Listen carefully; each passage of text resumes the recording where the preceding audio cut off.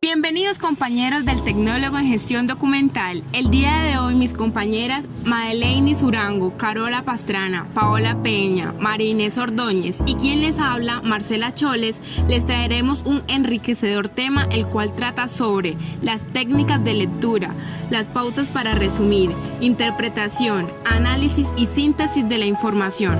A continuación, empecemos. Tipos y técnicas de lectura. La lectura es el proceso mental por el cual, luego de captar a través de los sentidos visual o táctil, el sujeto logra comprender el significado del escrito en algún soporte, sea real o virtual. Para leer se pueden usar varias técnicas. La primera es de lectura en voz alta.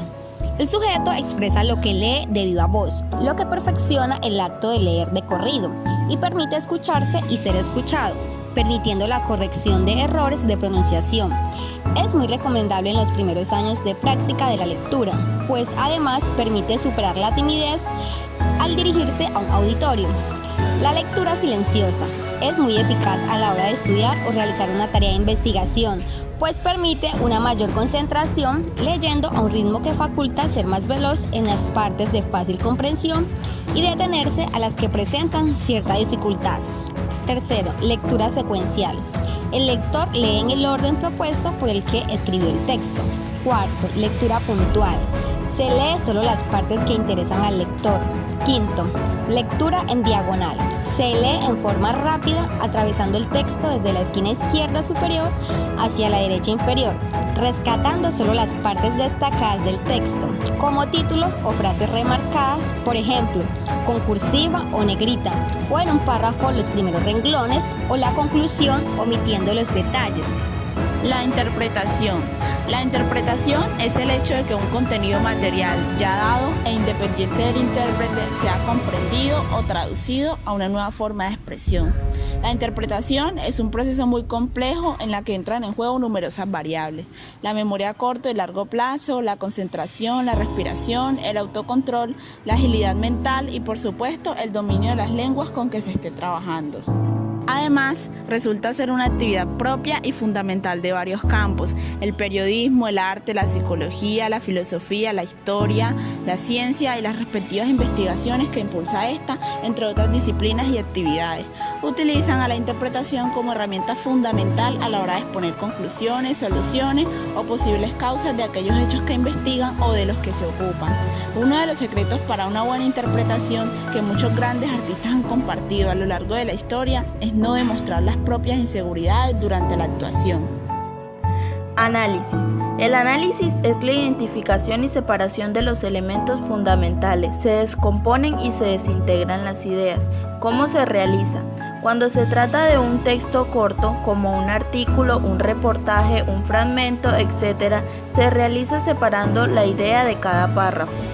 En un texto largo, una conferencia, un folleto, un libro, etc., se separan las ideas centrales de los subtemas. Leer cada línea de un texto e interpretar cada palabra, definirla y adentrarse a lo que el autor quiso dar a entender con cada una de las frases, juntar cada una de ellas y tomarle sentido. Análisis de estructura.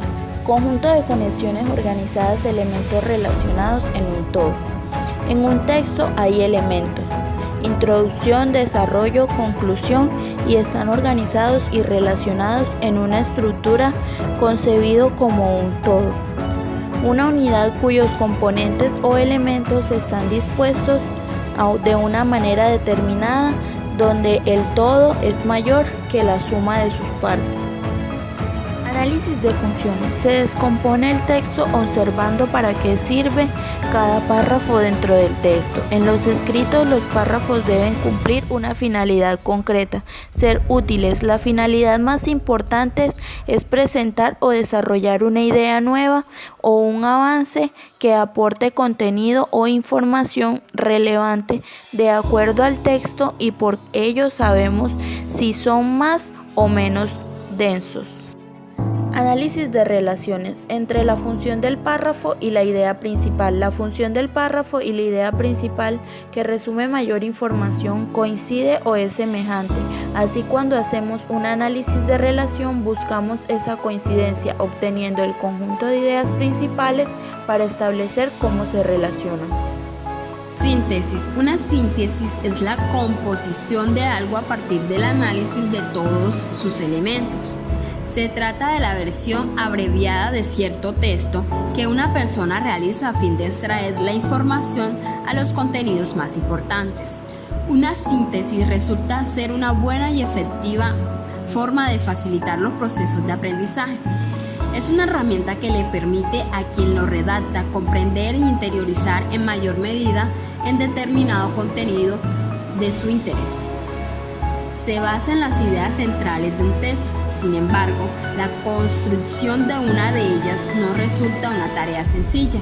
Es importante que la síntesis de un texto, a pesar de ser obra de una persona diferente, sea un texto más pequeño que muestre la intención que el autor del texto original quiso reflejar.